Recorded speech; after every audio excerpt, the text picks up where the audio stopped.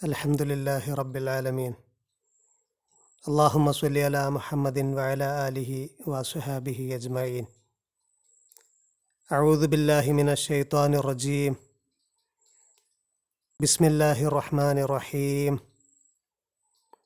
Fid dunya wal akhirah. Wa yas'alunaka 'anil yatama. Qul islahun lahum khair. Wa in tukhalituhum fa ikhwanukum. والله يعلم المفسد من المصلح ولو شاء الله لأعنتكم إن الله عزيز حكيم صدق الله العلي العظيم. കഴിഞ്ഞ ആയത്തിൻ്റെ തുടർച്ചയായിട്ടാണ് ഈ ആയത്തിലെ ഫിദ്ദുന്യ വൽ ആഖിറ എന്ന ഭാഗത്തെ മനസ്സിലാക്കുന്നത്.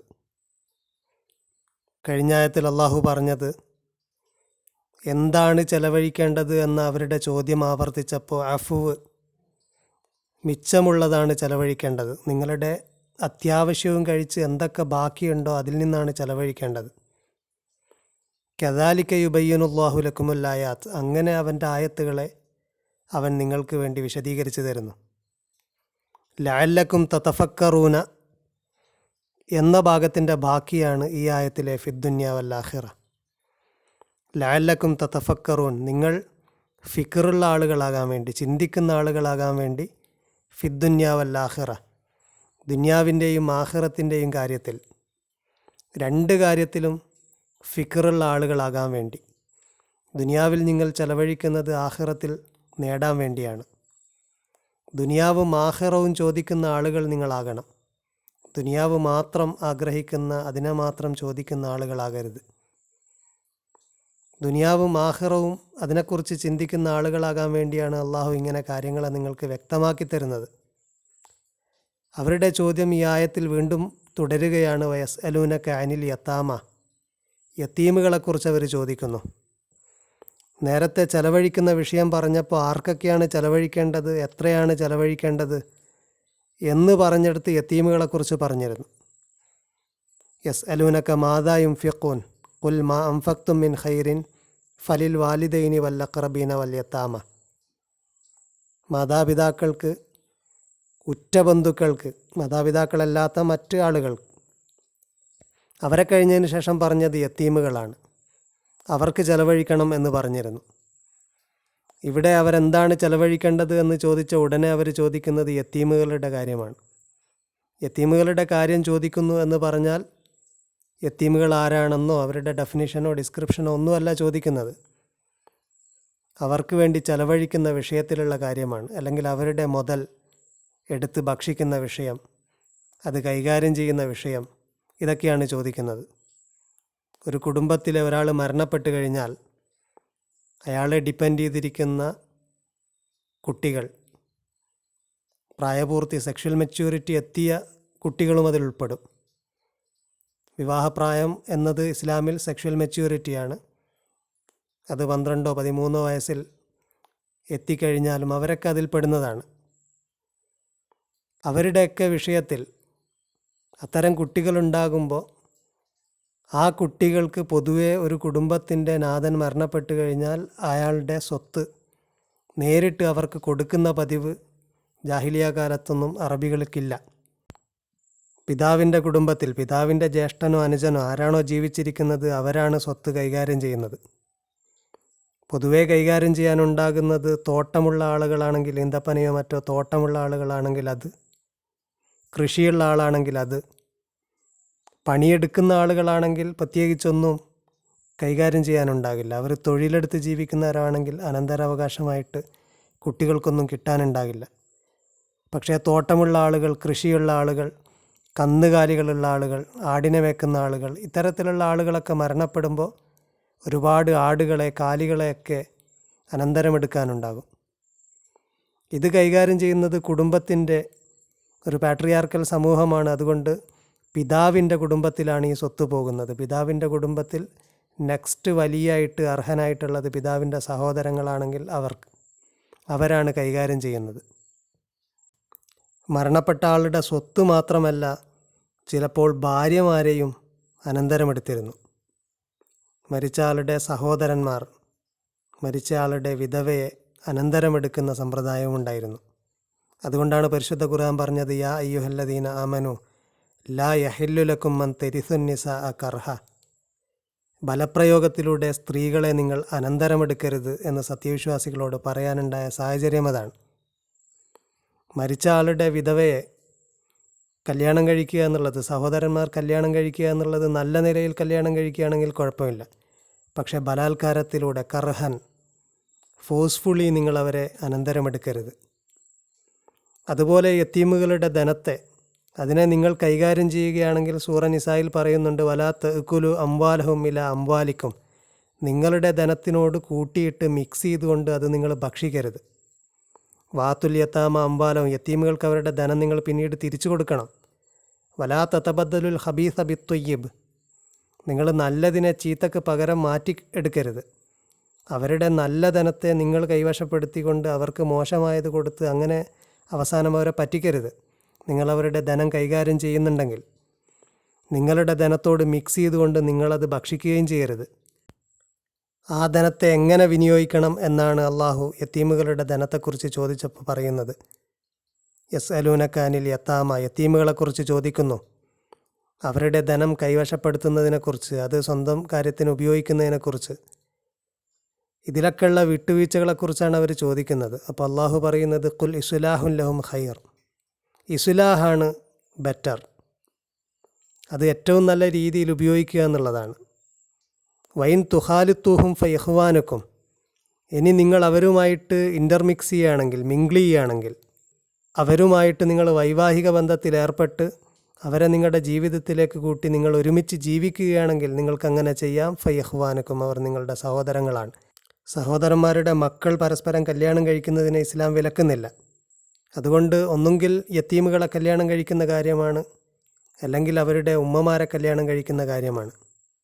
യത്തീമുകളെ തന്നെ കല്യാണം കഴിക്കുന്ന കാര്യമാണ് സൂറ നിസായിലൊക്കെ പറയുന്നത്. വൈൻ ഖിഫ്തും അല്ലാ തുഖ്സിതു ഫിൽ യത്താമ ഫൻകിഹു മാ ത്വാബ ലക്കും മിനൻ നിസായി മസ്ന വസുലാസ വറുബാ. നിങ്ങൾ ഭയപ്പെടുകയാണെങ്കിൽ, അല്ലാ തുഖ്സിതു ഫിൽ യത്താമ, യത്തീമുകളുടെ കാര്യത്തിൽ നീതി പാലിക്കാൻ കഴിയില്ല എന്ന ഭയം നിങ്ങൾക്കുണ്ടെങ്കിൽ, ഫൻകിഹു, നിങ്ങൾ വിവാഹം ചെയ്തോളൂ. മാ ത്വാബ ലക്കും മിനൻ നിസായി മസ്ന വസുലാസ വറുബാ, 2 3 4 സ്ത്രീകളെ നിങ്ങൾ വിവാഹം ചെയ്തോളൂ.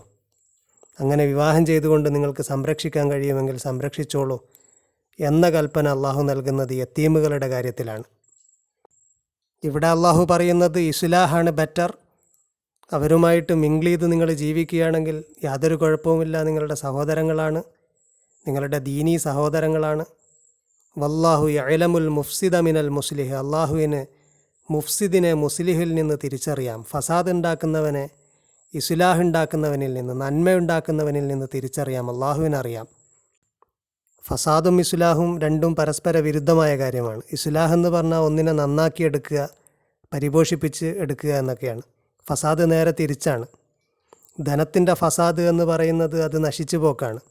യതീമുകളുടെ ധനം നിങ്ങൾ കൈവശപ്പെടുത്തിക്കൊണ്ട് അതിനെ നാശത്തിലേക്ക് എറിയരുത്. ധനം നശിച്ചു പോകുന്നതാണ് നേരത്തെ പറഞ്ഞ ആയത്തിൽ പറയുന്ന ഹംറും മൈസിറുമൊക്കെ. മദ്യപാനവും അതുപോലെ ചൂതാട്ടവുമൊക്കെ ധനത്തെ നശിപ്പിക്കുന്ന കാര്യങ്ങളാണ്. അതിലൂടെ ധനത്തിന് വർധനവല്ല ഉണ്ടാകുന്നത്, നാശമാണ് ഉണ്ടാകുന്നത്. അത്തരത്തിലുള്ള ഫസാദ് ഒരാൾ ചെയ്യുന്നുണ്ടോ, അല്ലെങ്കിൽ ധനം കൊണ്ടെന്താണ് ഉദ്ദേശിക്കുന്നത്? അവരെ കല്യാണം കഴിച്ച് അവരുടെ ധനം നിങ്ങളുടെ ധനത്തിനോടൊപ്പം കൂട്ടിച്ചേർത്ത് നിങ്ങൾ കൈവശപ്പെടുത്തിക്കൊണ്ട് നിങ്ങൾ എന്താണ് ഉദ്ദേശിക്കുന്നത് എന്ന് അള്ളാഹുവിനറിയാം. അതാണ് അള്ളാഹു പറഞ്ഞത്, യഅലമുൽ മുഫ്സിദ മിനൽ മുസ്ലിഹ്, മുഫ്സിദിനെ മുസ്ലിഹിൽ നിന്നും അള്ളാഹുവിനെ തിരിച്ചറിയാം. വലൗ ഷാ അല്ലാഹു ലഅഅനതക്കും, അള്ളാഹു ഉദ്ദേശിച്ചാൽ അവൻ നിങ്ങൾക്ക് പ്രയാസം നൽകും. യതീമുകളുടെ കാര്യത്തിൽ അള്ളാഹു വളരെ ഗൗരവമായിട്ടാണ് പറയുന്നത്. നിങ്ങൾ ഫസാദാണ് ഉദ്ദേശിക്കുന്നതെങ്കിൽ അള്ളാഹു അതിനനുസരിച്ചിട്ടുള്ള ശിക്ഷ നിങ്ങൾ അനുഭവിപ്പിക്കും. ഇന്നല്ലാഹ അസീസുൻ ഹക്കീം, അള്ളാഹു അസീസാണ്, അള്ളാഹു ഹക്കീമുമാണ്. പല സ്ഥലത്തും ഒരുമിച്ച് പറയുന്ന കാര്യമാണിത്, അസീസിൻ്റെ കൂടെ ഹക്കീം. അസീസ് എന്ന് പറഞ്ഞാൽ മൈറ്റിയാണ്, ഇസ്സത്തുള്ളവനാണ്, ഉദ്ദേശിച്ചതൊക്കെ ചെയ്യാൻ കഴിയുന്നവനാണ്, പവറുള്ളവനാണ്. ഹക്കീം എന്ന് പറഞ്ഞാൽ വിസ്ഡമുള്ളവനാണ്, എല്ലാം കൃത്യമായിട്ട് അറിയുന്നവനാണ്. എപ്പോൾ ചെയ്യണം, എങ്ങനെ ചെയ്യണം എന്നൊക്കെ ഉള്ളതിനെക്കുറിച്ച് കൃത്യമായ അറിവും വിവേകവുമുള്ളവനാണ്. ഒരാൾ അസീസ് മാത്രമാണെങ്കിൽ, മൈറ്റി മാത്രമാണെങ്കിൽ, ഉദ്ദേശിച്ചതൊക്കെ ചെയ്യുന്ന ഒരാളാണെങ്കിൽ വലിയൊരു ഏകാധിപതിയെപ്പോലെയാണ്. ഉദ്ദേശിച്ചതൊക്കെ ചെയ്യുന്നു, തോന്നിയതുപോലെ ചെയ്യുന്നു. പക്ഷെ അള്ളാഹു അങ്ങനെയല്ല, ഹക്കീമും കൂടെയാണ്. തോന്നിയതുപോലെ റാൻഡംലി ചെയ്യുന്നവനല്ല, അവൻ ഹിക്മത്തോടുകൂടെ ചെയ്യുന്നവനാണ്. ഹിക്മത്ത് മാത്രമുള്ള ആളാണ്, അയാൾക്ക് പവറില്ലെങ്കിൽ പ്രത്യേകിച്ച് കാര്യമില്ല. അയാൾക്ക് വളരെ പ്രോപ്പറായിട്ട് എന്താണ് ചെയ്യേണ്ടത്, എപ്പോഴാണ് ചെയ്യേണ്ടതെന്നറിയാം, പക്ഷേ അത് ചെയ്യാനുള്ള പവറില്ല. അങ്ങനെ വരുന്ന സാഹചര്യമല്ല അള്ളാഹുവിന്. അള്ളാഹു അസീസും ഹക്കീമുമാണ്. എന്നിട്ട് അള്ളാഹു പറയുന്നു, വലാ തൻകിഹുൽ മുശ്രിക്കാത്തി ഹത്താ യുഅ്മിന്ന. മുശ്രിക്കാത്തിനെ, ബൗദ്ധൈവാരാധകരായ സ്ത്രീകളെ, അവർ വിശ്വാസികളാകാതെ നിങ്ങൾ കല്യാണം കഴിക്കരുത്. ഇതും യതീമുകളുമായിട്ട് ബന്ധപ്പെട്ടാണ്. കാരണം മരിച്ച ആൾ മുശ്രിക്കായിരിക്കാം, ഇതുവരെ പ്രവാചകനിൽ വിശ്വസിക്കാത്ത ആളായിരിക്കാം, അവരുടെ മക്കളും അങ്ങനെയായിരിക്കാം, ഭാര്യയും അങ്ങനെയായിരിക്കാം. എങ്കിൽ നിങ്ങളെ ബന്ധുക്കളാണെങ്കിൽ പോലും വലാ തൻകിഹോ, നിങ്ങൾ വിവാഹം ചെയ്യരുത് മുശ്രിക്കാത്തിനെ. അവർ വിശ്വസിക്കാതെ ചെയ്യരുത്. വിശ്വാസികളായിട്ടേ നിങ്ങൾക്ക് വിവാഹം ചെയ്യാൻ പാടുള്ളൂ. കാരണം വല അമത്തും മുഅ്മിനത്തുൻ ഖൈറും മിൻ മുശ്രിക്ക. ഒരു അടിമയായ വിശ്വാസിനിയാണ് ഒരു ബഹുദൈവാരാധകയായ സ്ത്രീയേക്കാൾ ഖൈർ. വലൗ അഅജബത്തുക്കും, അവർ നിങ്ങൾക്ക് എത്ര സൗന്ദര്യമുള്ളവരായിട്ട്, എത്ര കൗതുകമുള്ളവരായിട്ടെന്ന് തോന്നിയാലും ശരി. വലാ തുൻകിഹുൽ മുശ്രിക്കീന ഹത്താ യുമിനു. അതുപോലെ മുശ്രിക്കീങ്ങളെ കല്യാണം കഴിക്കരുത്, മുശ്രിക്കീങ്ങളായ ആണുങ്ങളെ കല്യാണം കഴിക്കരുത്, അവർ വിശ്വാസികളാകാതെ. വല അബ്ദും മുഅ്മിനുൻ ഖൈറും മിൻ മുശ്രിക്കിൻ. ഒരു അടിമയായ വിശ്വാസിയാണ് ഒരു മുശ്രിക്കിനേക്കാൾ, ബഹുദൈവ ആരാധകനായ ആളെക്കാൾ ഖൈർ. വലൗ അഅജബക്കും, അവർ നിങ്ങളിൽ എത്ര കൗതുകമുണർത്തിയാലും, നിങ്ങൾക്ക് എത്ര ബ്യൂട്ടിഫുള്ളായിട്ട് തോന്നിയാലും. ഉലായിക യദ്ഊന ഇലന്നാർ, അവർ നിങ്ങളെ നരകത്തിലേക്കാണ് ക്ഷണിക്കുന്നത്. അവർ വിശ്വാസികളാകാത്തിടത്തോളം കാലം നിങ്ങൾ അവരുമായിട്ട് വൈവാഹിക ബന്ധത്തിൽ ഏർപ്പെട്ട് കഴിഞ്ഞാൽ ഗ്രാജ്വലി നിങ്ങൾ വ്യതിചലിച്ചു പോകും. നിങ്ങളെ അവർ നരകത്തിലേക്കാണ് കൊണ്ടുപോവുക. വല്ലാഹു യദ്ഉ ഇലൽ ജന്ന, അള്ളാഹു നിങ്ങളെ ക്ഷണിക്കുന്നത് സ്വർഗത്തിലേക്കാണ്. വൽ മഗ്ഫിറത്തി ബിഇദ്നിഹി, അവൻ്റെ പാപമോചനത്തിലേക്കാണ്, അവൻ്റെ അനുവാദത്തോടെ. വയുബയ്യിനു ആയാത്തിഹി ലിന്നാസി ലഅല്ലഹും യതദക്കറൂൻ, അവനവൻ്റെ ആയാത്തുകളെ ജനങ്ങൾക്ക് വേണ്ടി വിശദീകരിക്കുകയാണ്. അവർ കാര്യങ്ങൾ ഗ്രഹിച്ച് മനസ്സിലാക്കിയേക്കാം, അല്ലെങ്കിൽ ഗ്രഹിച്ച് മനസ്സിലാക്കാൻ വേണ്ടി. ഇതിലൂടെ അള്ളാഹു വ്യക്തമാക്കുന്നത്, യതീമുകളുടെ ധനം കൈകാര്യം ചെയ്യുന്ന വിഷയമാണെങ്കിലും കല്യാണം കഴിക്കുന്ന വിഷയമാണെങ്കിലും ഒക്കെ നിങ്ങളുടെ ദുന്യവിയായ മോഹത്തിന് വേണ്ടിയല്ല ചെയ്യേണ്ടത്. നിങ്ങൾ ഇസ്ലാഹ് ഉദ്ദേശിച്ചാണ് അങ്ങനെ ചെയ്യേണ്ടത്. അതുകൊണ്ട് തന്നെ മുശ്രിക്കാത്തുകളായ ആളുകളാണെങ്കിലും മുശ്രിക്കീങ്ങളായ ആളുകളാണെങ്കിലും അവരെ നിങ്ങൾ കല്യാണം കഴിക്കാൻ പാടില്ല.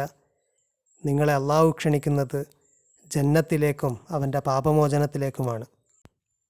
അവരുടെ അടുത്ത ചോദ്യം ആർത്തവത്തെക്കുറിച്ചാണ്. വയസ്അലൂനക അനിൽ മഹീൽ, ആർത്തവത്തെക്കുറിച്ച് അവർ നിന്നോട് ചോദിക്കുന്നു.